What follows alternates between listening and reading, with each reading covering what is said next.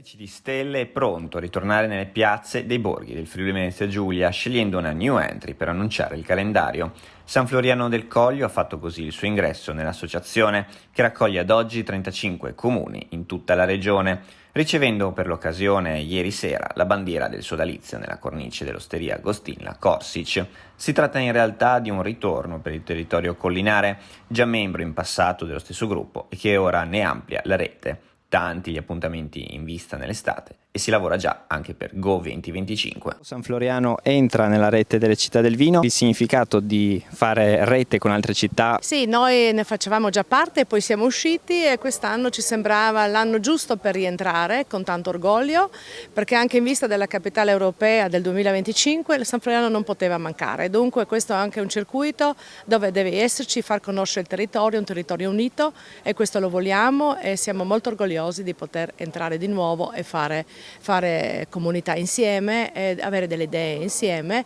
e cercare di portare il nostro territorio in giro per il mondo. I turisti ci sono, adesso noi come comune non abbiamo iniziative, infatti non facciamo neanche i Calici di Stelle per quest'anno, però ci stiamo preparando alla vendemmia che ci sarà in settembre, la vendemmia del comune, dove ogni anno, già al quinto, prepariamo il vino di rappresentanza del comune, dove tutte le famiglie che hanno una vigna donano al comune 20 kg d'uva, poi un'azienda agricola lo vinifica e ne siamo molto orgogliosi. Anche questa sera lo presentiamo qua a questa conferenza stampa. Calici di Stelle ai nastri di partenza, tante iniziative in vista dell'estate.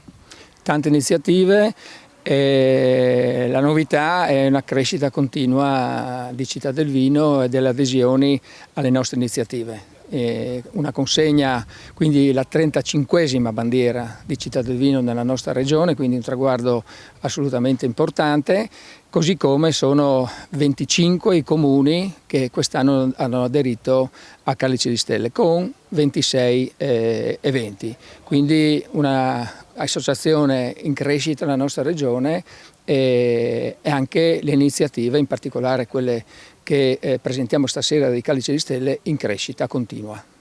Una crescita appunto che si inserisce anche nel percorso di avvicinamento Gorizia-Nova Gorizia 2025, un progetto cui anche la vostra associazione ovviamente sta pensando, sta progettando. Sì, da circa un anno a questa parte abbiamo già iniziato a parlare con Gorizia, che poi è una città del vino, per una serie di iniziative in Go 2025. Già dal prossimo anno stiamo pensando, assieme appunto agli amministratori di Gorizia, di portare il concorso internazionale, enologico internazionale di Città del Vino nel mese di maggio, ma poi ci saranno altre iniziative a corollario di questo grande appuntamento.